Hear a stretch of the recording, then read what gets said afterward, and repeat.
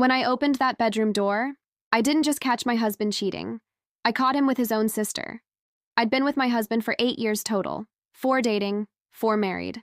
Life was pretty good, except for the fact that we were struggling to have children. We were even starting to talk about adoption. We both worked long hours at the same hospital, which was demanding, but I genuinely loved my job. Everything seemed manageable until his family dynamics started to really show their true colors. Every first Saturday of the month, we had dinner at his parents' house.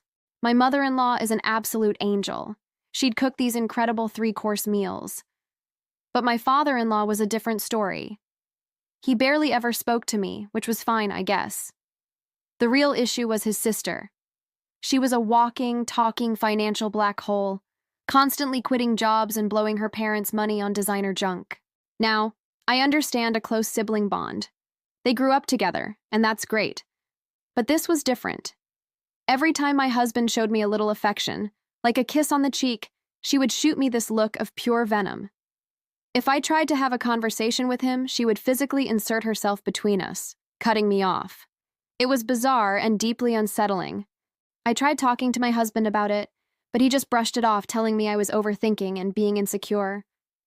He made me feel like I was the crazy one. It was a few months later.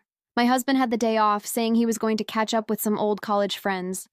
I told him to have a great time and that I'd be home around 7 that evening.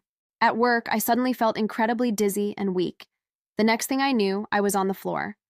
My colleagues rushed to help, got me some water, and insisted I go home. One of them, Selena, was kind enough to give me a ride since my husband had our only car.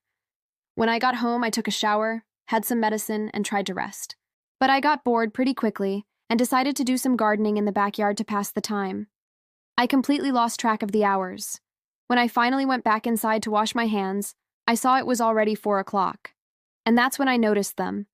My husband's shoes were by the door, and right next to them, his sister's unmistakable designer jacket was hanging on the coat rack. They weren't in the living room, but I could hear noises coming from upstairs. My blood ran cold. I crept up the stairs as quietly as I could, my mind racing. I peeked through the crack in our bedroom door, and my world just stopped. There they were, my husband and his sister on our bed. He was caressing her face while her hands were wrapped around the back of his neck. It was so much worse than I could have ever imagined. I just stood there, frozen, for what felt like an eternity, but was probably only 3 minutes, trying to process the scene in front of me. My first instinct, weirdly, was to get proof. I pulled out my phone and recorded a video, then snapped a picture. I needed evidence. I needed to know I wasn't going crazy. Then I walked in. I just said, "Hello." The color drained from my husband's face. He looked horrified, remorseful even. But his sister? She just smirked at me. Smirked like she had won some sick, twisted prize. I completely lost it. I screamed at both of them to get out of my house. And to my surprise, they did, scrambling to get their things and leave. Later that day, my phone exploded with messages from his family. His mother, his father, all of them, calling me a horrible person, accusing me of being jealous of a normal sibling relationship. It was surreal. Were they all delusional, or had his sister spun some incredible lie? His mother said she was disappointed in me, and his father called me a horrible name. I only replied to his father, asking him what exactly he'd been told. He said his daughter told him she was just dropping off a gift for me, and I went ballistic and screamed at her for no reason. I didn't say another word. I just sent him the video and the picture. The silence on their end was deafening. I never heard from most of them again, except for the divorce lawyers, of course.